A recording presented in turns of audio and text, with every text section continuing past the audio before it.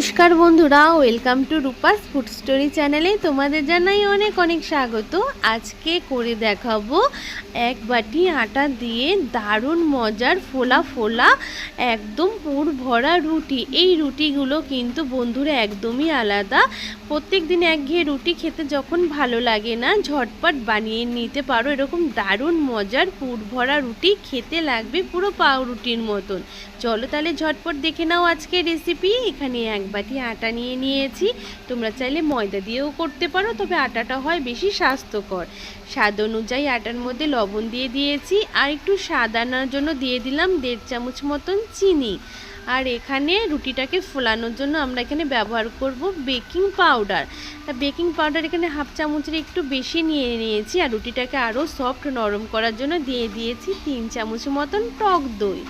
এবার সমস্ত কিছুকে আটার সাথে খুব ভালো করে প্রথমে মিশিয়ে নিয়েছি।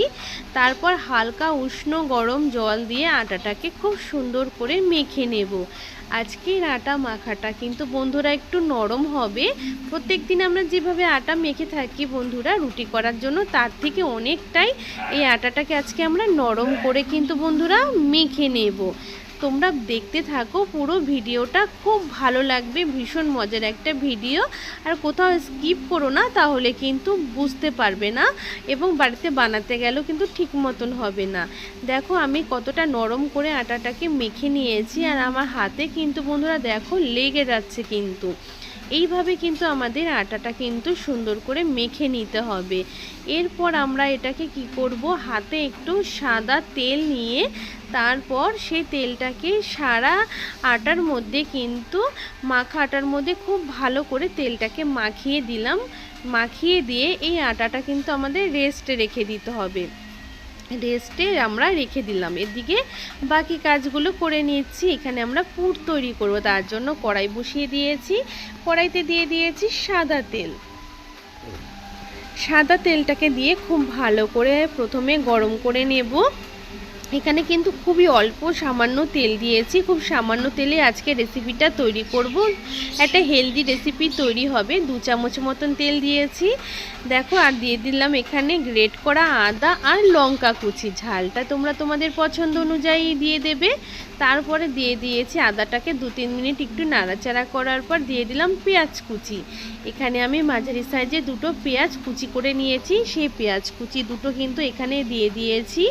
এবার পেঁয়াজ কুচি দিয়ে 2-3 মিনিট একটু নাড়াচাড়া করে নেব, খুব ভাজা করব না। দেখো এবার দিয়ে দিয়েছি এখানে আমি গাজর কুচি, দিয়ে দিলাম আলু। এখানে গাজর আলু আমি দেখো গ্রেট করে নিয়েছি। এতে কি হবে, আমাদের সবজির পুরটা তাড়াতাড়ি রেডি হয়ে যাবে এবং সিদ্ধ হতেও বেশিক্ষণ টাইম লাগবে না। দিয়ে দিয়েছি ক্যাপসিকাম কুচি, দিয়ে দিলাম এখানে বিনস কুচি। এগুলো কিন্তু আমরা সব সময় কিন্তু বন্ধুরা খাওয়া হয় না। যদি এইভাবে আমরা যদি প্রত্যেক দিনের খাবারগুলোকে যদি একটু আলাদা ধরনের বানিয়ে রাখি, মানে বানিয়ে খাই আমরা, সেইভাবে কিন্তু এইরকম সবজি দিয়ে তৈরি করলে সাথে আমরা সমস্ত সবজিগুলোও কিন্তু খেতে পারি এবং খেতেও টেস্টি হয়। সাথে আমরা সবজি সমস্ত ভিটামিনগুলোও কিন্তু পাই। ছোট থেকে বড় কিন্তু সবাই কিন্তু এভাবে তৈরি করলে কিন্তু টেস্টি করে খুব সহজেই সবজি খেয়ে নেবে। এবার সমস্ত সবজিগুলোকে খুব সুন্দর করে নাড়াচাড়া করে মিশিয়ে নিয়েছি। এখানে দিয়ে দিলাম স্বাদ অনুযায়ী লবণ আর একটু হলুদ। লবণ হলুদটাকে সমস্ত সবজির সাথে খুব ভালো করে মিশিয়ে নিয়েছি।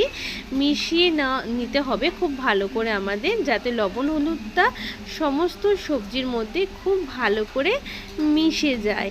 এখানে কিন্তু বন্ধুরা আজকের এই পুরটা তৈরির জন্য কোনো রকম জল ব্যবহার করব না।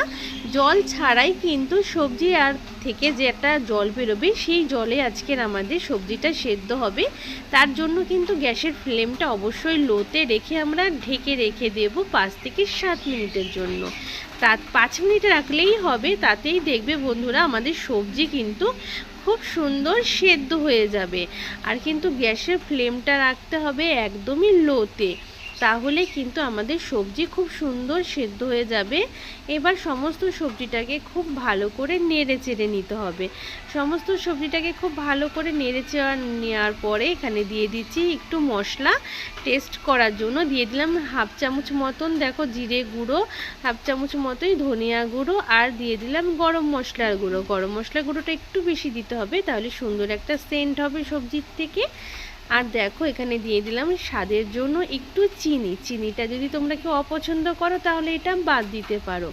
এবার সমস্ত সবজিকে মশলার সাথে খুব ভালো করে নেড়ে চেড়ে আমাদের কিন্তু মিশিয়ে নিতে হবে খুব ভালো করে। দেখো এভাবে এখন গ্যাসের ফ্লেমটাকে একটু বাড়িয়ে দিয়ে সবজিটাকে দারুণ করে নেড়ে চেড়ে একটু ভেজে নিলে সবজির পুরটা একদম রেডি হয়ে যাবে।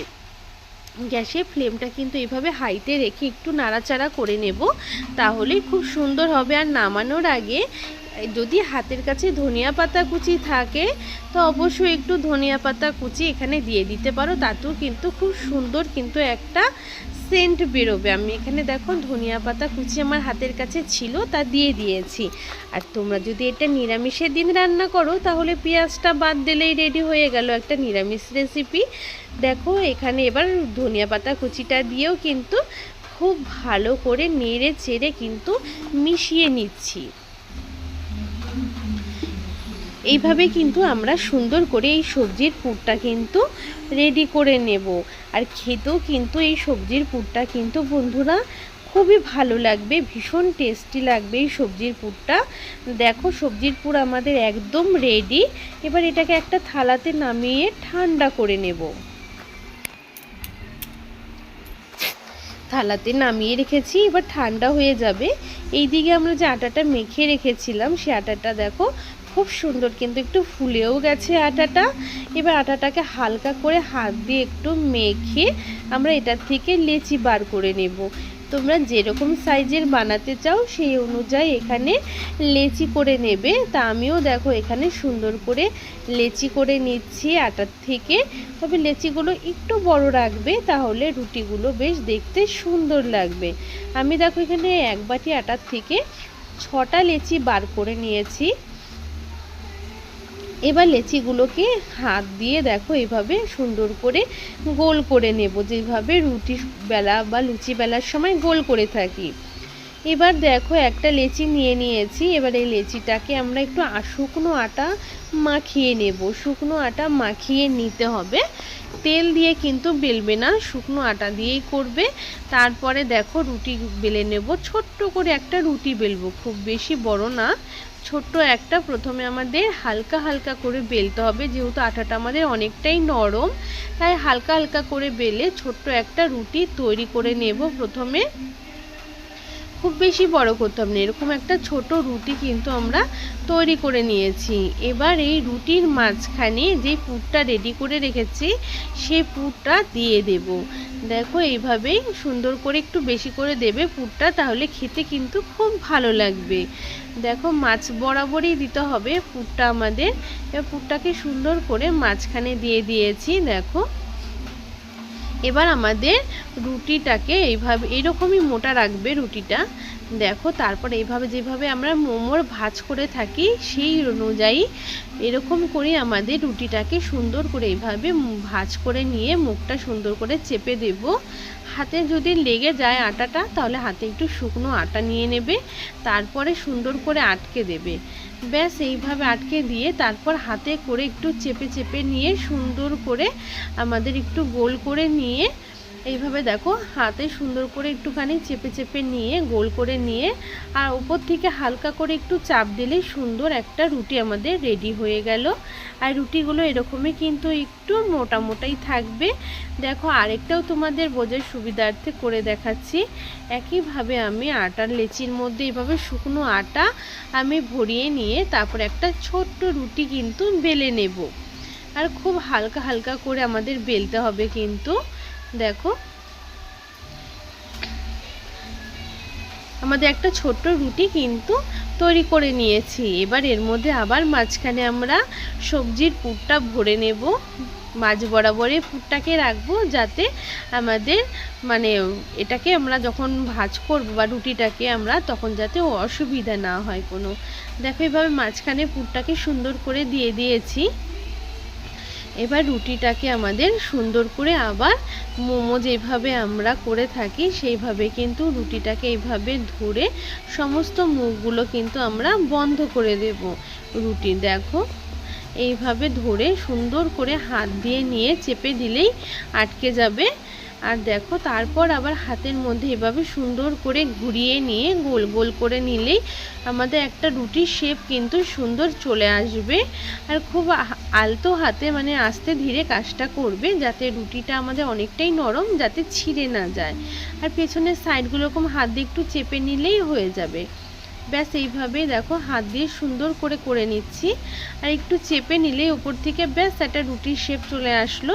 এবার প্রথমে আমরা যেই কড়াইটাতে তরকারি রান্না করেছি সেই কড়াইটি আমি ধুয়ে ভালো করে পরিষ্কার করে নিয়েছি। এবার এই কড়াইয়ের মধ্যেই দেখো কড়াইটাকে প্রথমে একটু ভালো করে গরম করে নিতে হবে।